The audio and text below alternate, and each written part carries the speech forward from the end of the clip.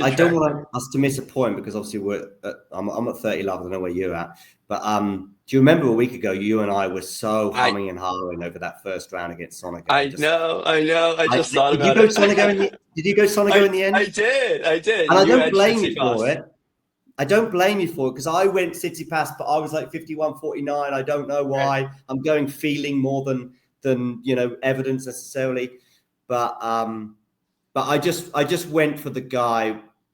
I think because I wasn't sure for a million different reasons. I think Sonego has missed a few weeks. I don't remember, or he hasn't since Australia either played a lot or shown a lot. We're going to have three match points now for Stefanos anyway after a 1-2 off his serve. So yeah, that was my only thinking for going for Tsitsipas. It's just that if Tsitsipas can do it, then he should win this match more often than not. Anyway, 3 match points here for Stefanos Tsitsipas for a straight sets win over Griekspoor. First serve down the tee lands in. Griekspoor's return is actually decent, although it looked pretty unorthodox. Gets a weird net cord. It's going to bounce back on his side of the court. Stefanos Tsitsipas clinches his fist. You would not think it was his first final in in 8 months, but it is, and perhaps it was the inevitability that even Stefanos probably felt about that. That was why he wasn't too exultant at the win there. It was it's 3 match points in the bag. So that's the first reason. But probably from the moment he broke at the beginning of the second set, I think I and everyone else felt that Stefanos was going to ultimately cruise into the final. I think he did. Did he face a break point in the entire match though, Stefanos? I don't think he did. If he did, I don't recall it. I think so. Let me double check. Yeah, you have a quick look at that. I don't think he did. No, he did not. And that was okay. We don't know the point at which Griekspoor finally started to feel the fatigue or the muscular aches that he was having. But it felt very comfortable for Stefanos from minute 1 to minute, 1.5 hours, 90 minutes, or whatever it was to get the job done in the end. And so a comfortable win for Stefanos. Maybe, as I say, he was able to take advantage of some trials and tribulations over the side of the net. We saw, obviously, Griekspoor getting some treatment at the end of the first set. But by that stage, you could also just talk about 2 points. As I said to you before, 2 volleys, pretty close to the net. Both were missable. I would say both are 8 out of 10s rather than 9.5 out of 10s.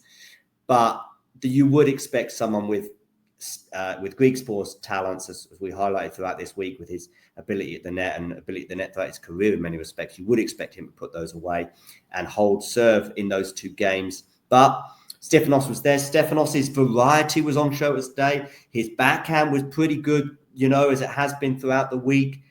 And he's into his first final since the start of July last year, and he will face Felix Auger-Aliassime. Now, don't be afraid of repeating what you said at the beginning of the match, because I know you did touch on Felix earlier.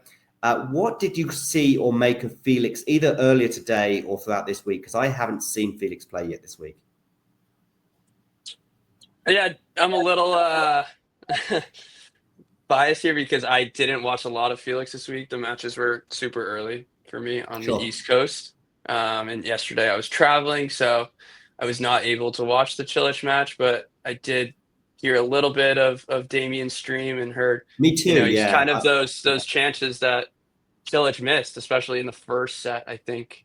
And then he ended up, handing Felix the first set, and then they go 3, and it's a little bit of a different story. But I think just by the looks of it, and I'll start with kind of the Bublik match, just kind of, the resiliency and, trying to win that mental battle. Obviously, Bublik was a tough first round draw, given that Bublik was a semi or a finalist in Dubai last year. So, he was coming to defend those points. And, there was definitely some antics within the crowd, within the chair, within himself. And he felt, that pressure, but was able to overcome it and win in 3. And you look at, obviously, all of his matches winning in 3 sets, and he won the deciding set, in all of them. So it makes you, think about how tight it was versus Hal's last week in Doha, and he gets him again, and he drops the first set, and he's probably thinking, not this again. don't put me in this scenario. But like I said at the start, he saved 7 of 9 break points. So just from kind of the second set on, he was able to lock down and do well behind his serve. Yeah, he's had to get out of a few holes this week, as you've said. I mean, probably the biggest story that emerged from that Bublik match, which is the first round, was that incident with the ball kid, wasn't it? All right. I felt, of course, the ball kid made a mistake. Of course, Felix loses that point, not even 9 times out of 10, probably 98 times out of 100, because there's no even guarantee that he's going to get his racket on it enough to get it back in play, never mind win the point. Right. But the ball kid does intervene. It is the right call. I think Gil Gross made that point as well.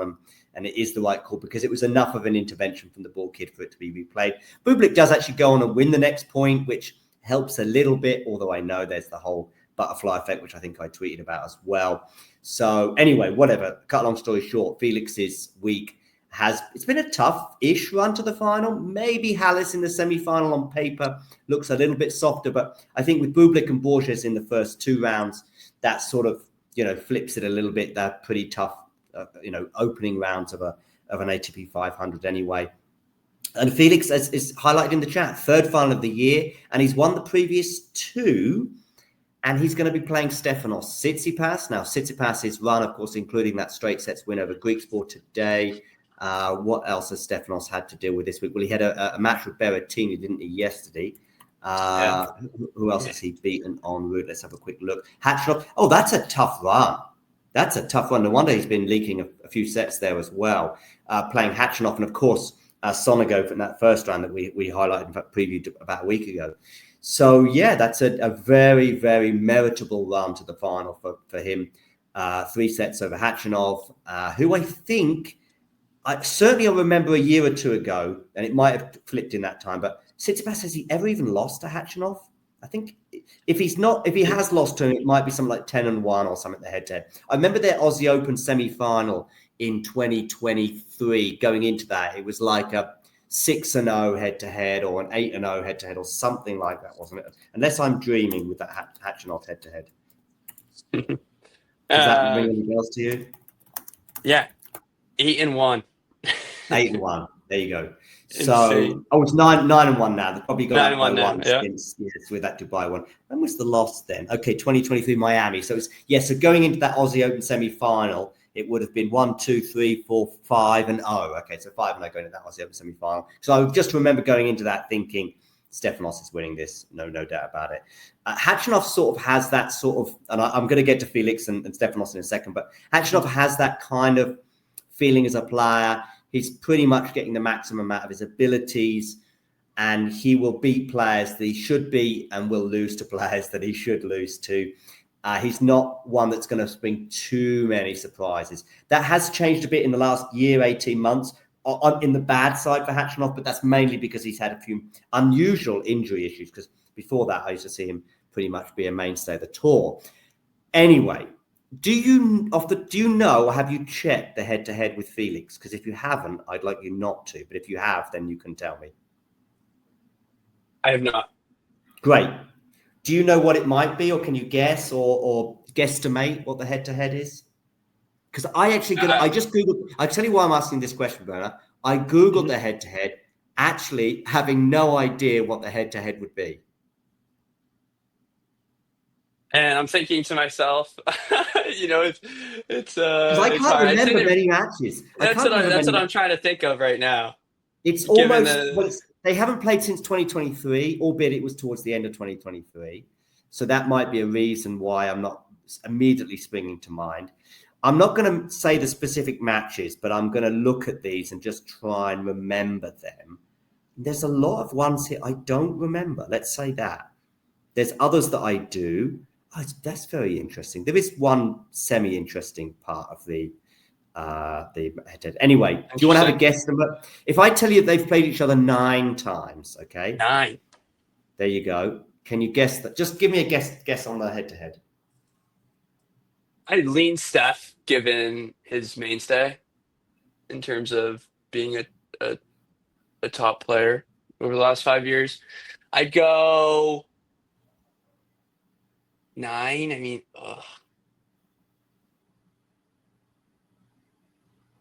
I would go like 5-4, but I would go 5-4, 6-3 stuff. Go on, go for one. Go for one of them. 5-4. How about that?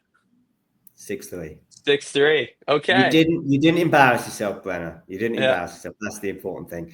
Yeah, 6-3. So, but if you'd have asked me, I would have leaned Steph as well. Probably would have gone something like 5-4. But yeah, a lot of these I don't recall. You might. So let's see if you do.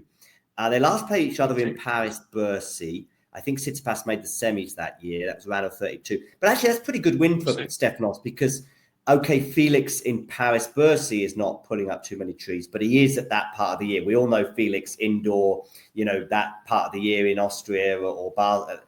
Austria or Vienna or Basel? Vienna, I think he tends Vienna to and be, Basel. Basel, yeah. Oh, yeah.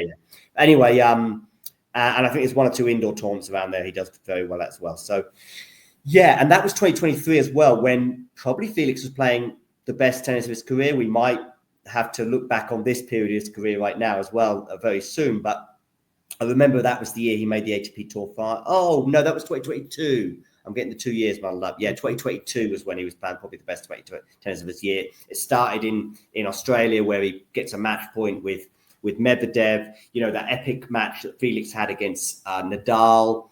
The real disappointment for that year was Wimbledon, because I went into Wimbledon thinking, here we go, Felix. Did he have Sam Querrey maybe in the first round, which is really rough? Might have been Sam Querrey Felix in the first round, which is a really rough first round. Yeah, that was the Sam Querrey again of 2022, which is a different kettle of fish these days. Anyway, but that year was a pretty much a wonderful step forward for him, making the ATP Tour finals and winning some titles on the way. And it's been pretty much a step back for him ever since, until the beginning of this year. And something has switched for Felix, and I don't know exactly what it is. It might be one or two kindish draws, but like I say, he's I know he made Madrid final last year, but we all know about the run to Madrid and the war and the wars, and he's had one or two this year as well. But listen, if he wins this against Stefanos Tsitsipas, well, we're going to have to really start taking him very seriously. It'll be his third title of the year, and no one has won more. No, and you're not wrong. I mean, yeah, I'm with you in terms of the draw thing, but Montpellier, it's always a little tricky. And Kovacic, Alex Kovacic, an American who, he's got the one-handed backhand, so maybe that helps him prep. But he was having an incredible run where he took down Rublev as well. So that was no gimme of a final. Ended up going to 2 tie breaks the final 2 sets. And obviously, De Jong wasn't missing any balls. His deciding set tiebreak record isn't great, which is why I was fairly optimistic that Rublev would beat him in the semis once it went to that tiebreak last week. So, by the way, not only is Felix winning 2 titles this year and now making a third final, but he's also coming close elsewhere. Semi-finals last week. I guess Australia was a little disappointing. We went out pretty early there, didn't he, in Australia? Well, maybe it was disappointing because the opponent won, but also the 5 sets to David Fokina. Yeah. I mean, who knows? Maybe David Fokina as well is going to be finally getting hands on some silverware, because I think he's in the semi-finals in Acapulco. Or have I missed something? He is, and he's got Chapo. So obviously. It should be, but maybe that's better for David Fokina to meet him in the semis rather than the final, just because. Maybe it's better for him to get the slightly more difficult opponent, if that makes sense, in the semis. But anyway, I don't want to get distracted by that. I want to come back to Felix against Stefanos Tsitsipas. Given the head-to-head, given the eye test, given the form, which way are you leaning for this match tomorrow? To be honest, Sean, I don't think I would ever.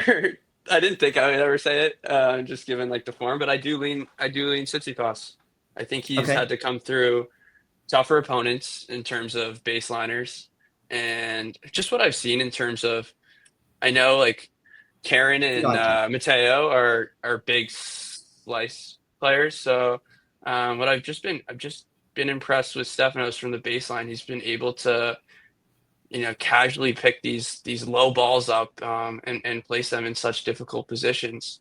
And the way he works his way up the court, he's not it feels like for him at times he looks to force and end the point quicker than maybe he needs to. And what I've seen from him from the baseline and just decision making, his tactics, it's been all the better. And the backhand has held up so so much better than I would have imagined on a Yeah. quicker fast court, hard court surface. I said to you about the head-to-head, there's one interesting thing is that Felix won the first two back in 2019.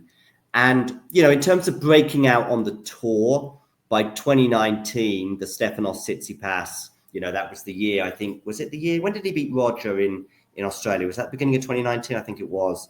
Yes. So Stefanos is now 1 or 2 years ahead of Felix in their trajectories. And yet it was Felix who won the first clash in Indian Wells. The second clash may be slightly less surprising in that Felix, I think, we now do see as a very good grass court player, and we see Stefanos as probably not. I know Stefanos had some decent results, obviously beating Murray at Wimbledon, but I would be surprised if Stefanos ever made a Wimbledon final or maybe even a semi-final. So, but yeah, Felix won the first two, one on hard, one on grass. And then the remaining 8, I think, if I've done the remaining 7, 6 have gone the way of Stefanos and 1 has gone the way of Felix. The one that did go the way of Felix was the Rotterdam indoor final. Again, that was 2022, where Felix is now growing into a mega player, as I said. And by the end of 2022, he disappointed me a little bit, Felix, in that ATP Tour finals. He went out in the group stage, the round robin stage. And I actually had him, making the semis out of that group because it was the softer group. If you remember, I think there was Djokovic, Medvedev, maybe Tsitsipas and someone else in one group. It was like a really, really big group. And the other group had Rafa, Felix, Casper, and Taylor Fritz, if you see what I mean. Maybe it was Rublev. Might have been the it might be Rublev in the other group. Yeah, I think it was. Because I think Medvedev lost 3 deciding set tiebreaks, including to Rublev, Rublev hasn't had many. In fact, that might be his only win over Daniel. I'm not sure. He's not had many wins against Daniel anyway, and that was one of them. But anyway, that was Felix's year, and really it's been gradual regression since then. We had the whole thing with Tony Nadal coming on board and then gradually disappearing and not being able to wave the magic wand in the same way that he could do with his nephew. And yet Felix has, I was going to say quietly, I said this to Damien about a week ago, that Felix is having quietly a good year. Of course, it's a lot louder than quietly, but to the casual fan who just sort of tunes in for the slams, they will be surprised to learn when we rock up in Roland Garros that we'll be talking about Felix Auger-Aliassime, whatever happens between now and then, is having a pretty good year. And yet here we are anyway. He's playing Stefanos Tsitsipas, but Tsitsipas winning 6 of the last 7, and they have, with the exception of one on clay, all been on hard. And one of those indoor hards was one where Felix won. Clay, this would be an easy one to predict, in my opinion, and you can probably guess which way I would. But I don't even need to tell you or the audience which way I would go. Outdoor hard, a little bit more tricky. Form also makes it a little bit trickier because both have been out of form until 2025. Stefanos' return to form has been a lot more recent than Felix's.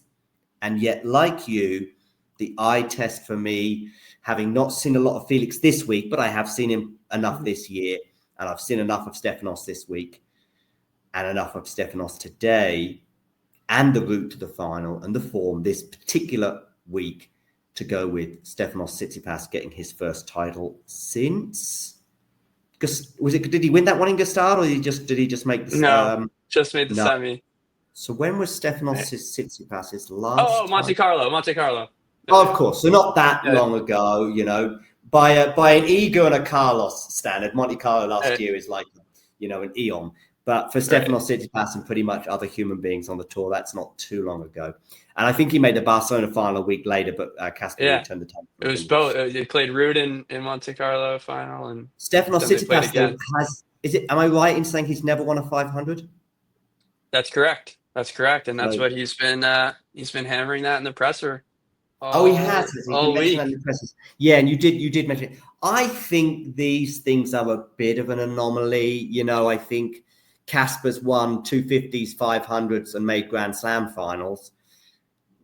Sometimes, it's a bit, Daniel Medvedev hasn't won a title for, almost 2 years, I think, or certainly since the 2023. Yeah, almost 2 years since Rome 23. But we all know that he could just play some more 250s and pick up a title. So there is things going on there. And if you're just missing, in Stefanos' case, even more so, when you're winning 250s and 1000s and making Grand Slam finals, you could end your career never winning a 500. I think there's a funny stat that was mentioned in our WhatsApp group about, I think, is it maybe Cam Norrie has won more 500s on clay than Federer, Djokovic, and someone else put together, maybe Sinner or something like that. Or it's some anomaly. Yeah. And it's like, it doesn't matter really that Djokovic hasn't won that many 500s on clay. Because, this is almost 500 is obviously more important than 250s, but 250s almost mean as much in many ways. A title's a title, and it's just an anomaly. But I do expect him to put it to bed, and maybe it's on his mind if he's mentioning it in his presser. Right. I think it's just going to be one of those matches where I think the first set's going to be important.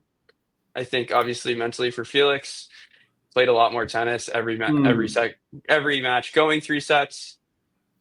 And he's played more tennis this year as well. I mean, right. Sometimes that can go against you, but maybe right now going into this final, basically he's playing week in, week out, Felix, and he's getting to semis and getting to finals week in, week out, with the exception of Australia. But even in Australia, he played another match in addition to Steph. And Stefanos has played enough tennis this year that he's not going in, not having played enough tennis, or he's coming off the back of an injury.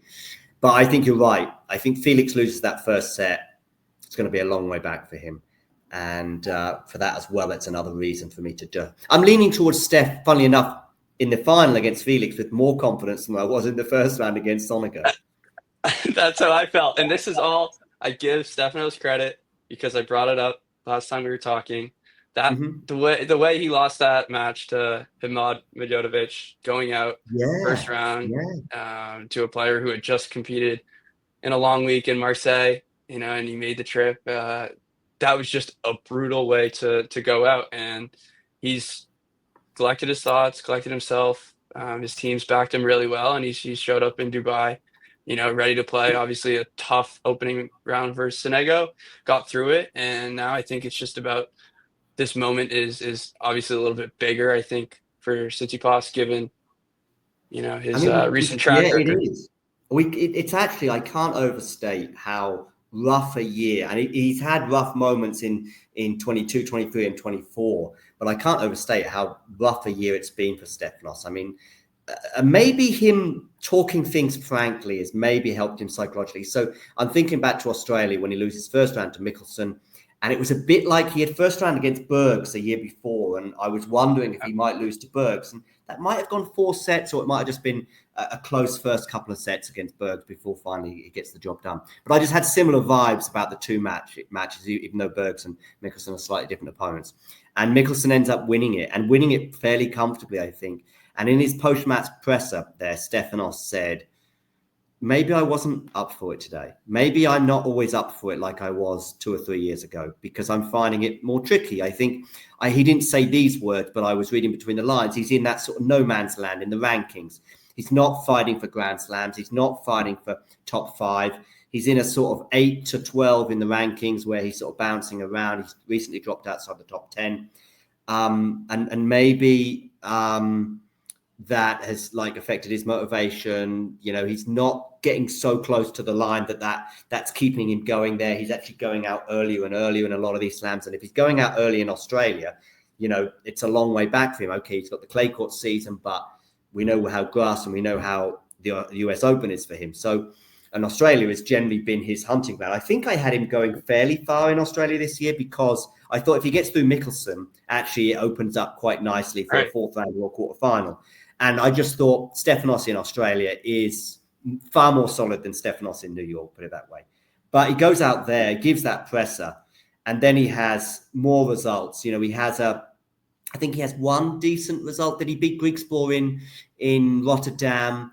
And you think, okay, that's a decent win. But then he loses to Bellucci. Bellucci it was, yep. Yeah, with Rotterdam. And so you think 1 step forward, 1 step back. And then you see that loss to Medvedev, where there were two narratives there. One was, oh, I hope Medvedev is okay. That's an incredibly painful injury he's incurred. But he did incur it long before the finish line. And Stefanos wasn't able to, reverse the fortune. And you thought, wow, that killer instinct that Steph said he was lacking to some extent after the loss in Australia seems to have not just betrayed him, but seems to maybe betrayed him forever. And yet here we are, how quickly things can change in tennis. He's in an ATP 500 final, seeking his first title at that level. And I think he's going to do it. I think so too, John. And I hope so as well.